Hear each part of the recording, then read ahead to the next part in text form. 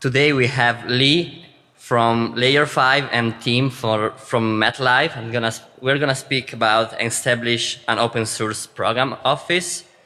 Tim is a Docker captain, and his hobby is scuba diving with his child, and is privileged to work in a very good and diverse team of people. Lee, he's a Docker captain and a CNCF ambassador as well. He's happy to share his knowledge, and nowadays he's very focused on service mesh. So I'm gonna leave the stage to both of them, and thank you. Thanks.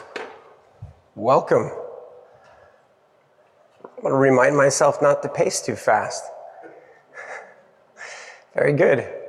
Show of hands. Who would say that they work in an environment where you already have an open source program office? Who would say that you work in an environment where you've begun to form what you think might turn into an open source program office? Very good. We are in the right session. This is good. You're in luck, actually. Tim is here, has tons of experience with this. I have a fair bit myself. The way that you can tell is by the lacerations over here from my legal team, by there's some on my back. This is a topic that I expect will be increase in popularity over time, and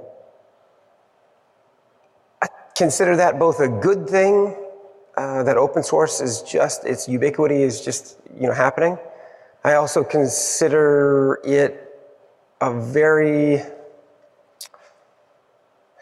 I hope that these lessons help you, because it's not a very easy thing in certain environments.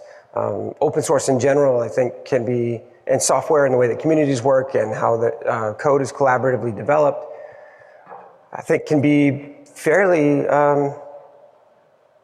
unnerving to folks, or awkward, or unbeknownst to them. It's things that certainly I think executives that have been, or leaders in companies may not have earned their stripes, so to speak, within open source communities. And so it may be a bit foreign. So hopefully some of this sharing will help with that. Quick note, the URL up there is to these slides and other talks. So if they're good reference for you later, use them liberally. May they serve you well. I've worked in an environment where we've got an entirely software company. We've got more than 50 products, millions and millions and millions and millions of lines of code across 6 or more source code management systems. And yet, when I bring the two words open and source together in conversation with legal teams, there's occasionally a very almost physical allergic reaction that happens. And I don't know that I can fault folks in that role for being the perpetual risk reducer, for trying to alleviate that risk and ensuring that intellectual property is preserved, and ensuring that secrets don't leak out, that that their software products still differentiate. For the most part, I'm sort of speaking to you from the perspective of technology companies, or the perspective of those that have been digitally transformed and are producing software, and software sort of centric to their bread and butter. And actually, that's a good question. Tim, how would you characterize the environment that you're in? Would you say that MetLife is producers of software, and that is the core delivery, core value that the... So I kind of categorize companies, to answer the question completely, I kind of categorize companies as producers of software where they're distributing software with open source components, or open source is their core business model. And on the other end of the spectrum are consumers of open source. Ultimately, all companies are producing at some level. So it's where does the needle fall in that spectrum? From my point of view, MetLife falls closer to the consumer side. We do consume a lot of open source, but we don't necessarily distribute that open source. So I think that's the differentiator, and that's why I say we're more consumers than producers. That resonates with me. I think that's an apt. I think there's a divide there oftentimes, and I'd be curious to know how much of the world, I would guess, sort of falls more on the consumption side than the production side. Even those that are producing, and that was sort of the side from which I had said that I'm, the perspective from which I'm speaking. There's a lot of consumption that goes on here as well. We're going to talk about some of the statistics of how much consumption happens. Here's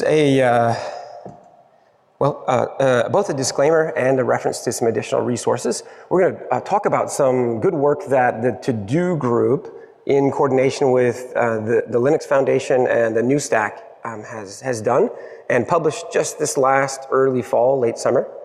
And as we would reference that, part of what I'm going to caveat here today is that there isn't necessarily one size fits all here.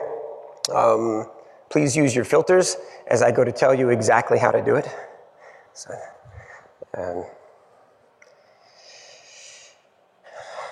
well, since you're here, and if you listen to today's keynotes,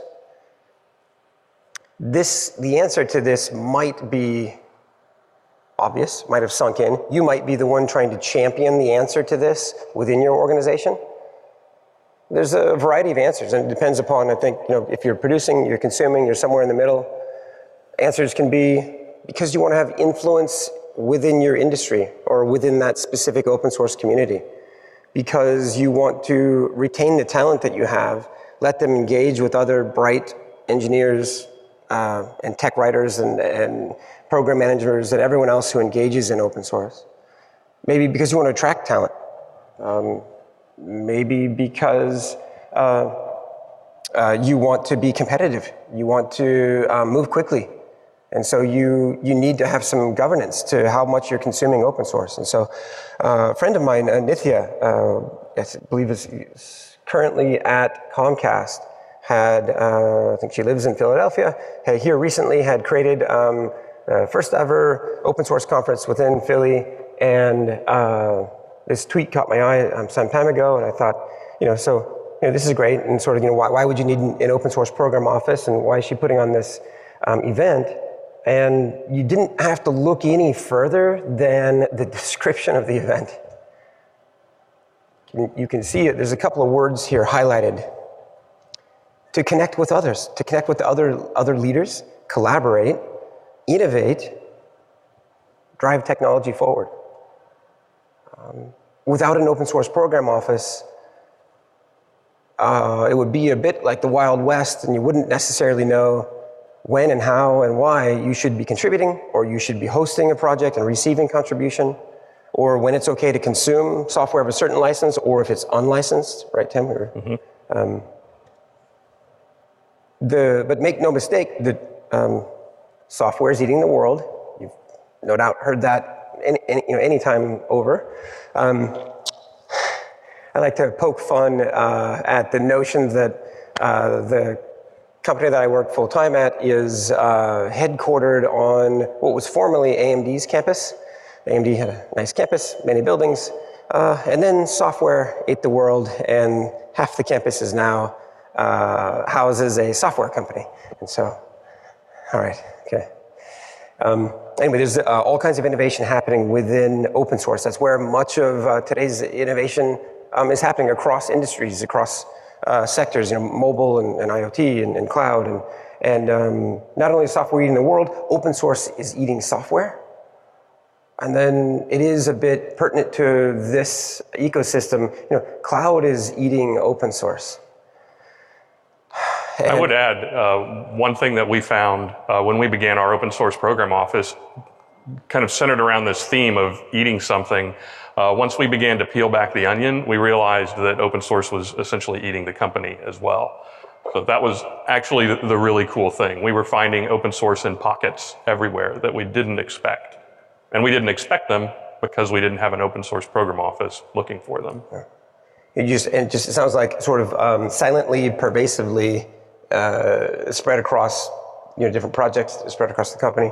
It's I think pretty surprising and enlightening to many organizations, the notion that you're using open source whether you are trying to do it or not, or intentionally. I mean, it's so of this. Some great insights came out of a 750-person survey, the survey that I referenced earlier. One of those questions that was asked was, what are the benefits? What do people consider the benefits of an open source program office to be? Some of the top ones that if you can read it here are awareness of their use of open source software, what we were just talking about, even understanding what that is, wrapping their arms around that. Speed of delivery, so development velocity. To reduce risk, to comply with licenses, ensure that they're complying, and then depending upon your organization, maybe to influence your industry. An interesting thing on here, and something that I've had to struggle with in certain environments, is that I got a chuckle out of the notion that those respondents who already have an open source program office don't consider a top benefit to be attracting of talent, but those that desire to make one consider a benefit to be that they would attract talent. My interpretation of that is that those that have an open source program office, those that have earnestly considered what open source is and what it means to them, already have attracted the talent. And so it's it's important. I guess the point being, it's important on multiple levels, certainly to your engineers. So if you're going to approach establishing a program office, there's a number of things to consider.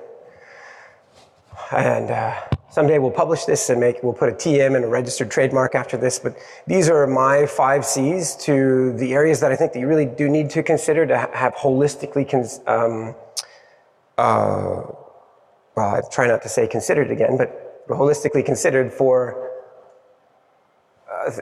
policies and rules and protocol within an open source program office. And it's more than just consuming, which we've been talking about, and a little bit of compliance.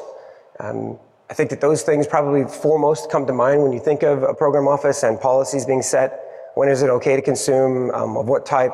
How are you complying with the license? How are you redistributing? How are you making sure that you're not being forced to copyleft and lose either rights to patent or intellectual property?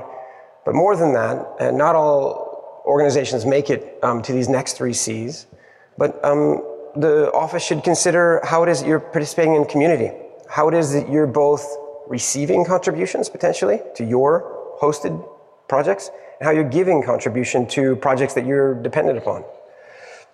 And then depending upon your environment, open source may be competitive to you. It may be commoditizing things that you were offering before. And so this should be considered for.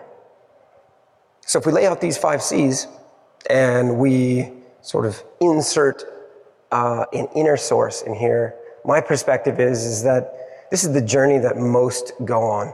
That they start with consuming, and maybe not even necessarily knowing that they are. They'll then come to understand they need to comply. Like I just said, many companies may stop there. They may say, we understand what we're consuming, now we're complying with it, we're okay. Others may go and do some inner sourcing, and we're going to talk about the benefits of that. That they may then go out to contribute to projects or receive contribution, figure out their competitive strategy, and maybe the last rung of this is community, which really does touch kind of all of the stack here, so to speak, or all of that journey. Whether or not, how well organizations do community, there's a lot of examples on how not to engage with community. It can be an unnatural thing for businesses who haven't had that experience. The one other thing to acknowledge here is that as you consider that you're ingesting software that we've said, hey, you're consuming open source software. Well, you may also be consuming third-party licensed software that maybe you're OEMing. And you also may be writing some of your own software. And so a lot of times, today's software is an amalgamation of various things. A lot of times when people make a software product, they take that amalgamation, do some QA on top, bundle it up into an offering, and make a commercial product out of it. Interestingly, and this may be surprising to some, is that on average, between 60 to 80% of a given software product is comprised of open source. I've seen products comprised of 90+% open source. So let's talk about these. Let me speed up just a little bit so Tim can impart some knowledge here. But with respect to consumption, it's probably fairly evident why it is that you would consume to move faster. A lot of things are about speed. I think we heard that this morning in the keynotes. So that you can share the cost of that development. If there are other engineers that are funded by other organizations and they're helping toward a common cause, you're sharing the cost of solving that problem, of creating that software.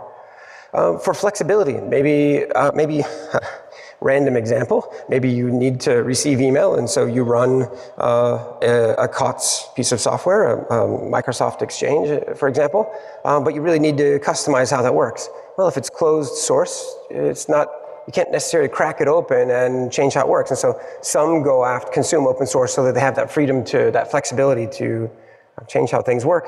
Maybe it's to innovate. We just said lots of innovation happening within open source. Maybe it's to influence, if that's important to your business. Maybe you're just consuming an open source project and it doesn't have a particular feature, and in order to ensure that it does, you need to go out and influence where that project is going to attract and retain your talent. This can be a competitive advantage for you to consume open source. Once you've consumed it, hand in hand, you need to comply. You need to do that for some very scary reasons. These are probably not fun positions to be in. Having a legal injunction against you, having to apologize to a customer that you had to retract, software that you'd once shipped, maybe punitive damages, embarrassment, lots of reasons to comply. It wouldn't be a far-fetched hunch that there's much consumption without compliance happening. As you go to set forth both, some of these goals for how you're going to comply, and then ultimately process for how you're going to ensure that you're complying, you probably need to consider that if you're running a SaaS, if you're offering up software as a service, that you're complying in that regard. That if you're, and again, I'm speaking from a producer perspective, but that if you're writing shrink-wrapped software, enterprise architected software that you download and install, both of those need to be considered. Different licenses do mean different things depending upon how you're distributing the software or whether or not you are. So you need to incorporate that. I think one thing that is now certainly part and parcel to many of the commercial tools that can help you with license compliance, you'll likely find that they are also the same tool that can help you with security vulnerabilities within that open source software. So it often becomes not just about compliance of the legalese of the license, but also about how it is that your code is safe. You need to redistribute code occasionally, make sure that you're attributing in the right way, that you're doing things in accordance with what the specific license that project uses dictates. So this process, I had said, you need to hold to the same rigor, irrespective of whether you're delivering software on-prem or SaaS. Understand that you might be consuming software from multiple places. Understand too that, or at least it's my perspective as I've gone to establish an open source program office and be something of the perpetual developer's advocate or the engineer's advocate, that this really isn't the fun part of this. Isn't why engineers went to school to study to create software, was to deal with like the legal end of it, and so trying to provide self-service here and bring some tooling to your open source program office, I think is actually pretty critical, some of that tooling. So I had said that some companies maybe stop at consumption and compliance. Those that go forth may start by doing some inner sourcing. They may do that to standardize their tools, to provide, to be more flexible with their engineering resources, to develop a culture of meritocracy, potentially. I would say that inner sourcing is in my mind, not a requisite to advancing to contribution and community, but it can be helpful in understanding how those things work. I find that it's a very natural fit. I've seen it personally on 2 occasions, and it works very well. exactly in that layer that Lee's describing as well. And it's a great way to really begin to shape the culture of the company, of the engineering groups, with respect to not only how do they treat their source code internally, but begin to teach them how to collaborate with external communities as part of that external orientation. Some advanced contribution, a little bit confusing, I think. Maybe there's, or a little bit confusing when you go to speak to it, because this isn't a bi-directional thing. This is an inbound thing if people are contributing to your projects, an outbound thing if you're contributing to others. Either way, one of the more noteworthy things to consider, well, one is community, which we'll talk about, but the other one is license agreements. Do you require someone to sign a license agreement before they contribute to your projects? Who owns the copyright for that code going forth? Are the things that they've given to you patentable by them? Or a number of things to consider. Lots of roads that have been paved here. Lots of examples to follow. It's the same consideration if you're contributing externally to a project. You're pushing code to them. Oftentimes you'll find that they may have a developer's certificate of origin. They may have a CLA, a contribution license agreement. A bit of a debate as to how necessary these are. I think there's no debate that they bring in a bit of overhead, a bit of friction to the contribution process. There's some prominent tools in place out there that can help grease the wheels for ensuring that someone can contribute to your project, but that they first signed this. This can become a legal issue too, quite acutely, because contribution license agreements today are kind of in the same place that open source licenses were 10 or 15 years ago. They were proliferating and the verbiage was ambiguous and different from license to license. That's kind of collapsed around a common set of open source licenses, which makes legal review a little bit easier, but CLAs are proliferating now, and that's making it harder for compliance departments with legal teams to really wrap their heads around these CLAs from CLA to CLA, because they have to evaluate each one individually. I took the words, to the extent that they are not verbatim, then there's the kink and the friction in the process. Legal needs to be involved and consider exactly what it says, each one of these say. So, and lastly, well, not lastly, but community. I'll be purposeful about, or potentially you want to be very purposeful about how you're engaging. Easy to mess up community. There's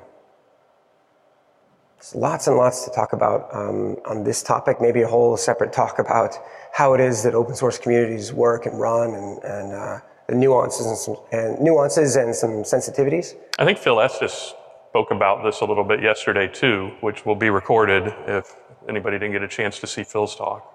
So Phil Estes is another Docker captain, very prominently contributing to open source for decades now, but also you would have seen Containerd on stage today, very well known for his contributions and his efforts in that project. So recommended talk.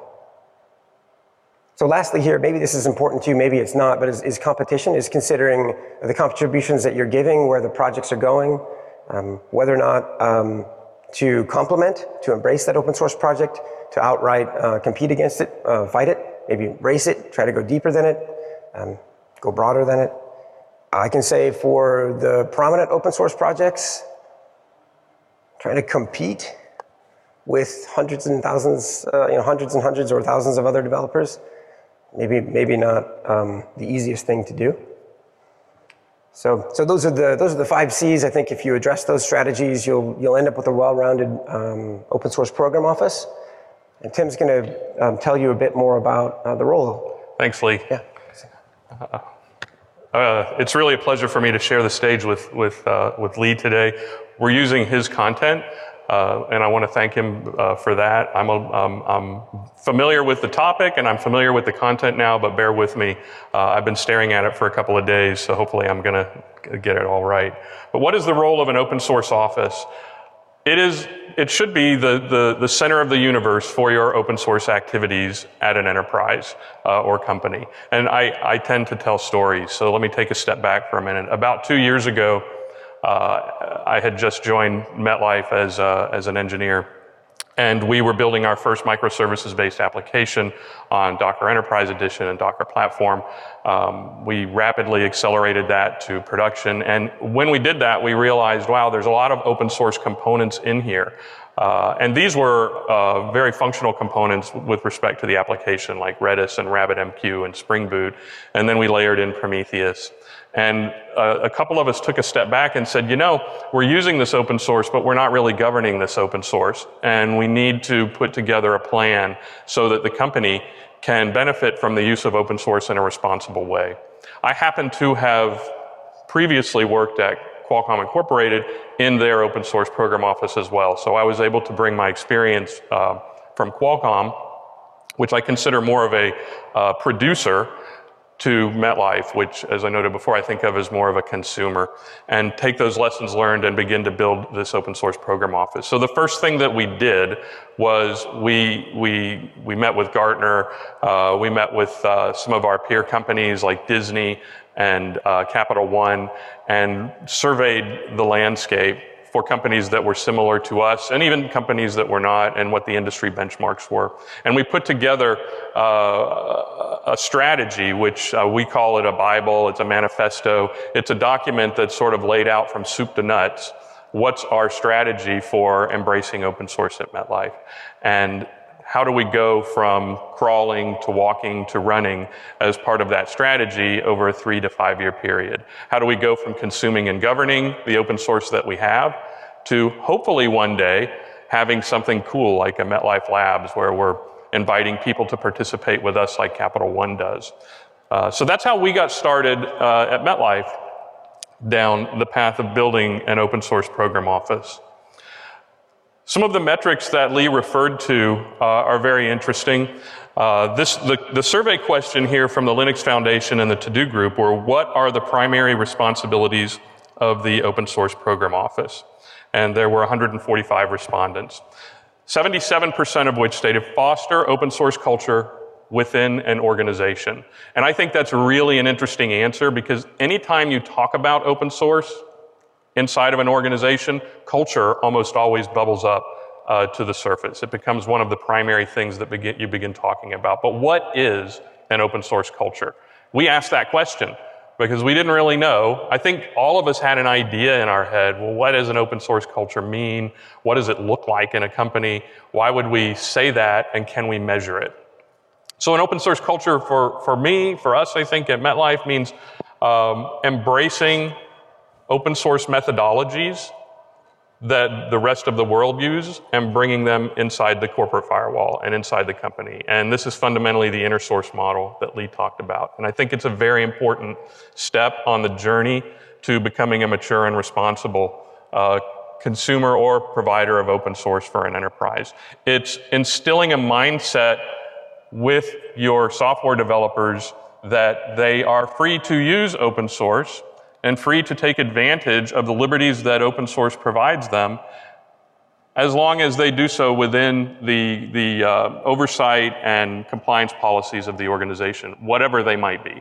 And there's no one size fits all for those policies and compliance requirements. So that kind of is a brief summary of what I start to think about of culture. It's a fostering of innovation, a fostering of sharing ideas, and learning from each other and breaking down knowledge silos across an organization as a result of embracing open source both externally and bringing those methodologies inside the company.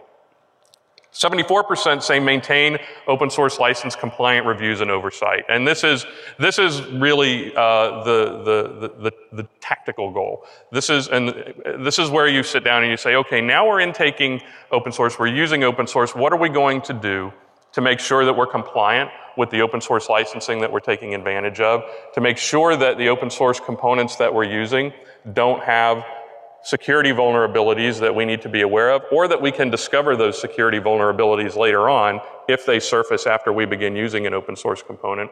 And for us, third is, what is the health of those open source components that we're leveraging? Are the communities strong? Is there a lot of code churn, or is there a lot of contributors? Was the last commit 3 years ago by a college student, somewhere? And what do these open source components look like? So these are some of the compliance and oversight things that we began to think about and that we started to wrap our heads around. 73% said own and oversee execution of open source strategy, and I agree with that too. The Open Source Program Office, like we said before, should be the center of the universe for setting your open source strategy, for determining how you're going to execute on that strategy, and ensuring that you're aligned across the company and business units so that you can achieve that strategy.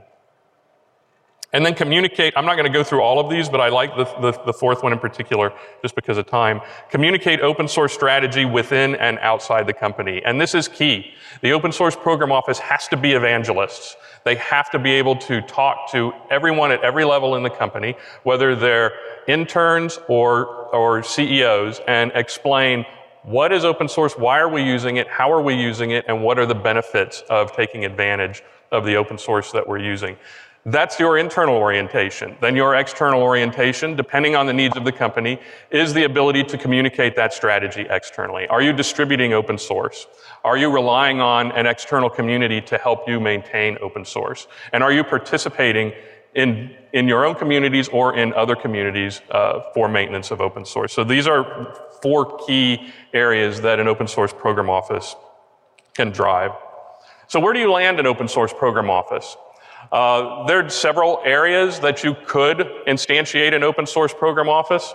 I think there's a sub-bullet here. And it's really based on how centric to your business is open source software. I think most companies, and I think we call this out with a metric in a minute, but I think most companies are going to land their open source program office in their engineering organization, but it's going to require a village. You could also land your open source program office in your legal department and include IT risk and security, for instance. More than likely, you're going to have multiple organizations that are going to become key contributors, even though the open source program office may be driven out of one of them specifically, like engineering or your application design groups. It's typically going to be the organization that has the most skin in the game and are the strongest stakeholders for ensuring that you've got this open source orientation. When you build your open source program office, like I said before, you're going to have a community of participants. And it's normally a grassroots effort. From what I've seen at MetLife, it's certainly been a grassroots effort, and I call it a coalition of the willing, because we basically have pulled these people together that are passionate advocates for open source that will do this outside of their day-to-day jobs and participate in the governance and compliance and strategy setting. And it can take a lot of time.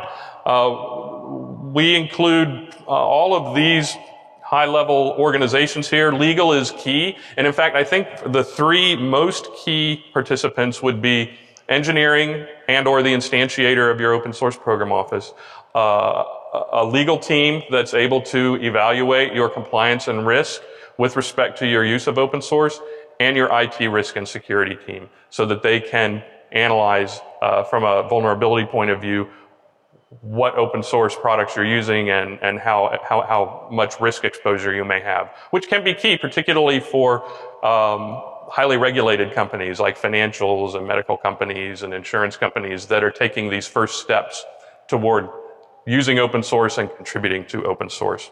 It can be a really exciting journey to begin to pull this open source program office together, but it can also be an uphill battle because you have to begin that internal orientation right away. Now, Lee's perspective is a little different probably because SolarWinds is a producer, what I would consider a producer of components. Did you want to? Yeah, moreover, just being the, having had a history or a career of engineering, at one point at Cisco, my product team was a team of a little over 80 folks. We're the first to do agile software development, and it too has a manifesto. It too takes championship. To be an agile champion, to recognize that it's a marathon, that maybe your biggest issue is, well, between establishing an open source program office is education. There's just a big gap. You wouldn't expect that your lawyers necessarily go to DockerCon and come to understand how communities engage and how open source is used. As a matter of fact, there isn't a flavor of their law degree that's for open source, just not to my knowledge just yet. There's additional on the side curriculum, but so there's just a lack of that. So from a business alignment point of view, I noted that legal is key organizationally with respect to your open source program office, and you have to identify the right legal counsel and the appropriately trained legal counsel to be able to participate in your compliance and legal review activities. Your legal department is probably very risk averse, as most are, and that risk aversion without the kind of technical and open source compliance background can lead to stifling of innovation. It can lead to stifling of new ideas. So there has to be a really strong partnership there. We've been really fortunate at MetLife to have been able to build that partnership with our legal counsel. Previously at Qualcomm, our open source program office there, or I should say the open source program office there, was a much bigger and much more structured organization because of the needs of the company. And the legal team there was firmly embedded just about full time in the open source program office because of the work that needed to go into developing firmware and device drivers for chipsets that we were building. So kind of a different paradigm there, but the key is your legal counsel needs to be a strong partner so that they're advocates for your open source program office and the strategic goals of the company. And that's pretty critical. So what does a continual compliance process look like? When we talk about compliance, what we're talking about is how do we manage the use of open source over time as part of a business process inside the enterprise? And there's two fundamental entry points. One of the easier entry points to tackle is the top one, which is request approval before using, at least in my opinion. And this is essentially a process that an employee or an associate can leverage and take advantage of to request permission to take advantage of an open source component, whether it's a library or an open source component like Redis that they want to use as part of a solution. You can intake these requests with a standard form. It can be, at Met, it's a PowerPoint. It's a checklist that we review. And we have previously reviewed several license types and use cases. So we can, if we get these common licenses and use cases, we can validate that all of the information is correct, and we can almost rubber stamp approvals. We tack this process onto existing processes at MetLife as well. So we didn't just make this up and say, okay, here's another piece of red tape. It is a little bit of red tape, but it only takes about 5 minutes to fill the form out for us. But we tag this on to an architectural review and a procurement review as well, and make this kind of an end-to-end process. You could take advantage of SharePoint or ServiceNow or other tools that allow you to enable ticket tracking to do these sort of manual intake processes. And what we do with them is we receive the request, and we look at the source, we look at the component that's being requested, we look at the license that the person thinks it's licensed under, and then we go validate that, and we make sure everything's kosher. And then if we need to, we do a legal review of that. The other methodology down at the bottom is initial and ongoing scans of existing code bases. I'll probably have to talk faster for a couple minutes. This is using a scanning. This is taking advantage of a scanning tool, often as part of your CI/CD pipeline or your qualification process as you're promoting images into registries or things like that, to proactively scan the code and maintain a long-term database of those scan results. So you can identify what licenses are in the code. Hopefully you can also, as a result of that scan, identify what vulnerabilities are in the code as well. And then you can maintain this database of licensed components that you're using over time.